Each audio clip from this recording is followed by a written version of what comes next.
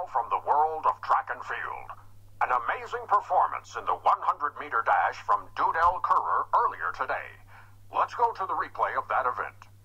We'll pick it up from just after the start when Currer is well out in front and flying down the track with a time of 1,037 seconds. Wait, what? Oh, sorry, folks. This is wrong. Seems that the decimal point is missing.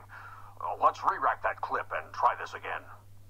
As I was saying, Currer is off to a great start, and 1,037,000 seconds later, he...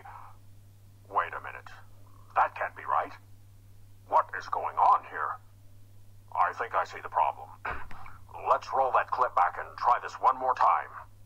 Currer, again, off to a great start, blazing down the track, pulling away from the other runners and breaking the tape in 10 37 hundredths seconds.